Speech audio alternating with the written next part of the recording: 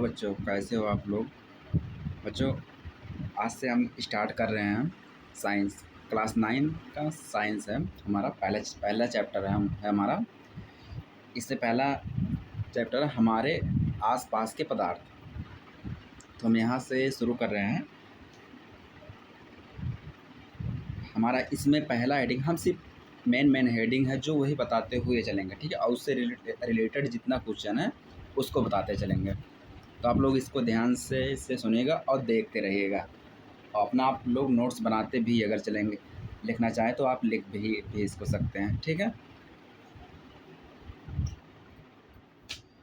तो इसमें हमारा पहला हेडिंग है कि पदार्थ क्या होता है। पदार्थ क्या होता है, तो अगर हम देखें पदार्थ क्या है, जैसे हमारी पहली हेडिंग है पदार्थ, कि हमारा पदार्थ क्या होता है। तो पदार्थ जिस वस्तु का द्रव्यमान होता है, क्या कर रहा है, जिस वस्तु का द्रव्यमान होता है और जो स्थान घेरती है उसे पदार्थ कहते हैं। क्या कह रहा है, जिस वस्तु का अपना द्रव्यमान होता है और वह स्थान, जितना अपना वो स्थान घेरती है उसे ही पदार्थ कह रहे हैं। हम एग्जाम्पल के तौर पर देख लें, ये मान लो एक लकड़ी है, हमारी इतनी बड़ी एक लकड़ी है। अगर हम इसको देखें तो ये जितना एरिया में क्या किया गया है, ये यहाँ से लेकर यहाँ तक, और ये जितना इसका एरिया है ये वस्तु का क्या है, जो ये स्थान घेरता है और इसका एक अपना क्या है, द्रव्यमान है। तो उसी को हम क्या कहते हैं, पदार्थ कहते हैं। जैसे एग्जाम्पल के स्थान पे हमने लिया है हवा, पानी, लकड़ी, पत्थर, दूध आदि। मतलब कोई भी वस्तु हो जितने स्थान पे वो रखी रहती है, जितना ही वो स्थान घेरती है, उसी को क्या बोलते हैं, उस वस्तु का पदार्थ बोलते हैं। तो इसकी हमने परिभाषा क्या लिखा है, जिस वस्तु का द्रव्यमान होता है और जो स्थान घेरती है उसे पदार्थ कहते हैं। उदाहरण के स्थान पर हवा, पानी, लकड़ी, पत्थर, दूध आदि, ठीक। ये हो गया। इसके बाद अगली हेडिंग है हमारी क्या, अगली हेडिंग हमारी पदार्थ की विशेषताएं। अब पदार्थ की विशेषताएं तो हमें बताना ही होगा कि पदार्थ की विशेषताएं क्या होती है। तो पदार्थ छोटे छोटे कणों से मिलकर बना होता है। जैसे एक मिट्टी ले लो, और नहीं तो कोई भी वस्तु ले लो, अगर उसको तोड़ दोगे तो कई कई टुकड़ों में बिखर जाता है। तो वही जब छोटे छोटे टुकड़ों को हम मिलाते हैं तो एक बड़ा वस्तु बनता है। तो वही कह रहा है, पदार्थ बहुत छोटे छोटे कणों से मिलकर बना होता है। इसके मुख्य विशेषताएं क्या होती है, पदार्थ के कण बहुत छोटे होते हैं। फिर क्या कह रहा है, कणों के बीच रिक्त स्थान होता है। फिर क्या कह रहा है, कण लगातार गति करते हैं। कण एक दूसरे को आकर्षित भी करते हैं।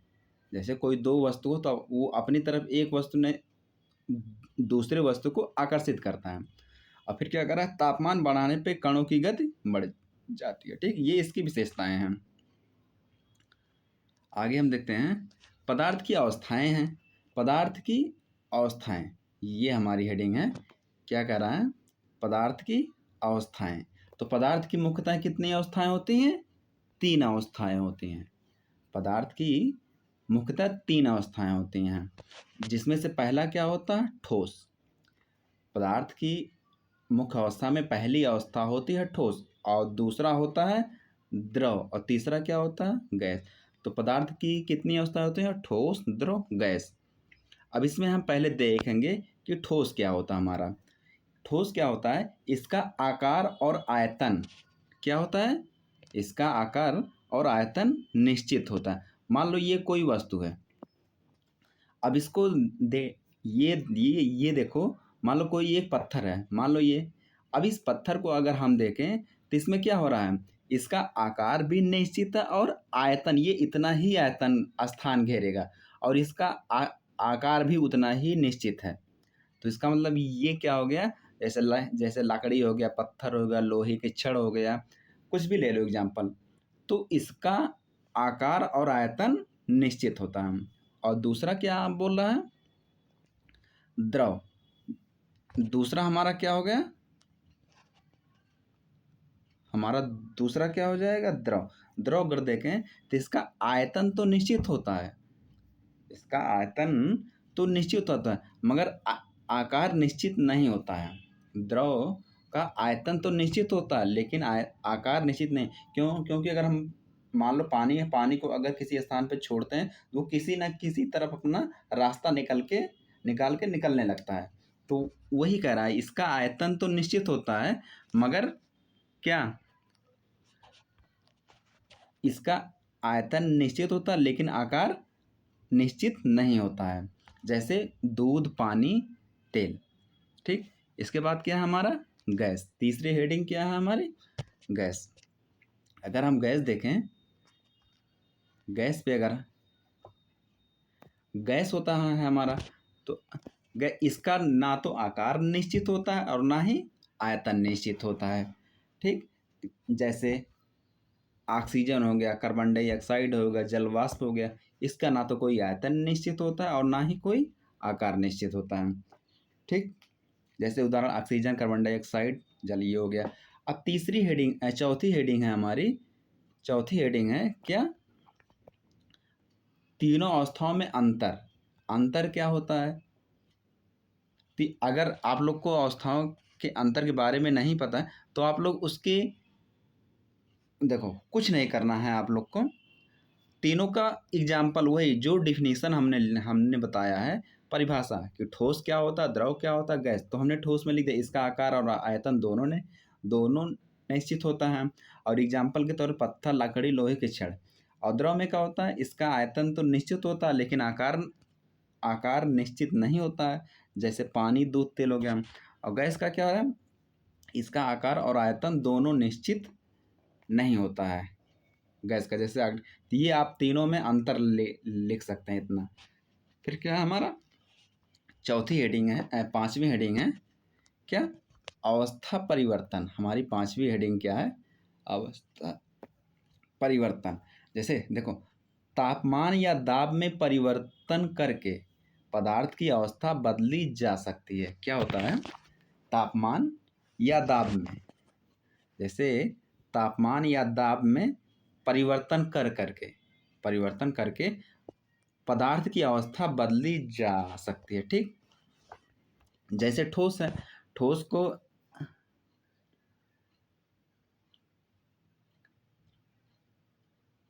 जैसे ठोस है, मान लो बर्फ को अगर हम बाहर रख दें तो उसके क्या है? तापमान में क्या होगा? जब परिवर्तन होगा बर्फ में तो वह क्या, धीरे धीरे गलना स्टार्ट हो, तो वह द्रव में परिवर्तित हो जाएगा। अब द्रव है, गैस से वाष्पीकरण या उबालना। गैस क्या होता है? द्रव से संघनन में सीधा परिवर्तित हो जाता है, द्रव से सीधा गलन में। ठोस होता है द्रव, गैस से वाष्पीकरण से या उबलना। फिर क्या रहा? गैस, द्रव से संघनन। फिर द्रव है, ठोस का जमना, ठोस का गैस ऊर्ध्वपातन। फिर क्या है? गैस का गैस निक्षेपण। ठीक, ये इसकी परिवर्तन की अवस्था होती है। हम इसके आगे देखें, गलनांक। अब हमारा गलनांक क्या होता है? वह निश्चित तापमान जिस पर कोई, हमारा अगली हेडिंग है 6 नंबर, क्या? गलनांक। क्या है? गलनांक। Melting point. क्या होता है? Melting point. वह निश्चित तापमान जिस पर कोई ठोस पदार्थ द्रव में बदलना शुरू करता है उसका गलनांक कहलाता है। गलनांक क्या कहता है? वह निश्चित तापमान जिस पर कोई ठोस वस्तु, क्या होता है? ठोस वस्तु से वह द्रवावस्था में परिवर्तित होने शुरू हो जाता है, उसका गलनांक कहलाता है। और इसका गलनांक कितना हो? तो बर्फ, और जैसे एग्जाम्पल के तौर पर दे, बर्फ है तो बर्फ का गलनांक कितना होता है? 0 डिग्री सेंटीग्रेड पे या 273 के केल्विन पे। तो गलनांक आप लोग को समझ में आएगा। क्या करा? वह निश्चित तापमान जिस पर कोई ठोस पदार्थ द्रव अवस्था में बदलना शुरू करता है उसका गलनांक कहलाता है। बर्फ का गलनांक 0 डिग्री सेंटीग्रेड या 273 केल्विन। फिर अगला हेडिंग क्या है हमारा? क्वथनांक। अगली हेडिंग है हमारी क्वथनांक। क्वथनांक को क्या बोलते हैं? Boiling point.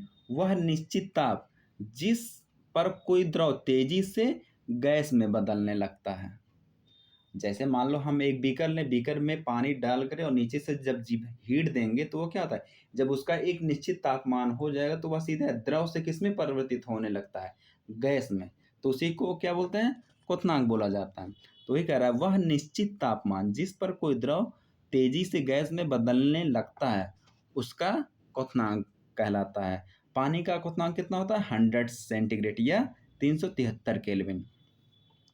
तो पानी का क्वथनांक कितना होता है, 373 केल्विन या 100 सेंटीग्रेड। यह सामान्य वायुमंडलीय दाब पर होता है, ध्यान रहे इस चीज का। अगली हेडिंग क्या है हमारी, वाष्पीकरण। 8वीं हेडिंग है हमारी वाष्पीकरण। द्रव का उसकी सतह से किसी भी तापमान पर धीरे धीरे गैस में वाष्पीकृत बदलना वाष्पीकृत कहलाता है। क्या कह रहा है कि द्रव का उसकी सतह से किसी भी तापमान धीरे धीरे गैस में बदलना। जैसे एग्जाम्पल के तौर पर दे लो, जैसे ठंडी के दिन में या गर्मी के दिन में हम देखते हैं जब अपने कपड़ों को हम धुल के धूप में डाल देते हैं तो क्या होता है, जब वो एक उसका तापमान हो जाता है तो वह धीरे धीरे क्या होता था, जो उसमें कपड़े में पानी रहता है वो क्या गैस बन के उड़ने लगता है। ठीक, तो वही कह रहा है कि द्रव का उसकी सतह से किसी भी तापमान पर धीरे धीरे गैस में बदलना वाष्पीकरण कहलाता है। उदाहरण के तौर पर देखो, उदाहरण के तौर पर अगर देखें तो गीले कपड़ों का सूखना वाष्पीकरण को प्रभावित करने वाले कारक। सतह का क्षेत्रफल बढ़ाने पर वाष्पीकरण बढ़ता है। अब इसमें कारक में क्या कर रहा है, वाष्पीकरण को प्रभावित करने वाले कारक। सतह का क्षेत्रफल बढ़ने पर वाष्पीकरण बढ़ता है। फिर तापमान बढ़ने पर वाष्पीकरण बढ़ता है। हवा की गति बढ़ाने पर वाष्पीकरण बढ़ता है। आर्द्रता बढ़ाने पर वाष्पीकरण कम होता है, क्योंकि आर्द्रता होता है क्या होता है, नमी होता है। जब वो नमी बढ़ेगी तो वाष्पीकरण क्या हो, वो कम हो जाएगा। अगली हेडिंग है हमारी वाष्पीकरण से शीतलता। तो वाष्पीकरण के दौरान द्रव के तेज गति वाले कण बाहर निकल जाते हैं और अपने साथ ऊर्जा ले जाते हैं, इसीलिए बचा हुआ द्रव ठंडा हो जाता है। क्या कह रहा है, वाष्पीकरण के दौरान द्रव के तेज गति वाले कण बाहर निकल जाते हैं और अपने साथ ऊर्जा ले जाते हैं, इसीलिए बचा हुआ द्रव ठंडा हो जाता है। उदाहरण, पानी सूखने पर शरीर को ठंडक मिलती है। मिट्टी के घड़े का पानी ठंडा रहता है। हाथ पर एसीटोन परफ्यूम लगाने पर ठंडक महसूस होती है। अब जैसे परीक्षा में क्या, परीक्षा के लिए महत्वपूर्ण प्रश्न, परीक्षा के लिए जो पेपर में आ सकता है इस चैप्टर से, क्या कर रहा है, पहला क्वेश्चन पूछ सकता है कि पदार्थ किसे कहते हैं, जिसका द्रव्यमान होता है और जो स्थान घेरता है उसे पदार्थ कहते हैं। क्या होता है, जिसका द्रव्यमान होता है, जिसका द्रव्यमान होता है और जो स्थान घेरता है उसे पदार्थ कहते हैं। और दूसरी हेडिंग क्या है, पदार्थ की 3 अवस्थाएं कौन कौन सी हैं। तो पदार्थ की 3 अवस्था क्या, ठोस है, द्रव है और गैस है। अगला है हमारा वाष्पीकरण क्या है, द्रव का सतह से किसी भी तापमान पर धीरे धीरे गैस में बदलना। क्या कह रहा है, वाष्पीकरण द्रव का सतह से किसी भी तापमान पर धीरे धीरे गैस में बदलना क्या कहलाता है, वाष्पीकरण। अगला है, वाष्पीकरण से ठंडक क्यों मिलती है। वाष्पीकरण के दौरान अधिक ऊर्जा वाले कण द्रव की सतह से बाहर निकल जाते हैं, जिससे शेष द्रव की ऊर्जा कम हो जाती है और वह ठंडक होता है। अगला है, गैसों को आसानी से संपीड़ित क्यों किया जाता है। गैसों को आसानी से संपीड़ित क्यों। अब ये एक चीज ये, गैसों को आसानी से संपीड़ित क्यों किया जाता है। गैसों के कणों के बीच बहुत अधिक रिक्त स्थान होता है, इसीलिए उन्हें आसानी से संपीड़ित किया जा सकता है। गैसों के कणों के बीच क्या होता है, बहुत रिक्त स्थान होता है, बहुत अधिक रिक्त स्थान होता है, इसीलिए उन्हें आसानी से संपीड़ित किया जाता है। तो इस चैप्टर में इतना ही था। और इसके आगे हम अगले वीडियो में इससे रिलेटेड जितने भी क्वेश्चन होंगे हम आगे वाले वीडियो में बताएंगे। अगर ये हमारी वीडियो अच्छी लगी हो तो अपने दोस्तों के पास ज़्यादा से ज़्यादा शेयर करें, जिससे उन लोग को भी फ़ायदा मिल सके। धन्यवाद। जय हिंद।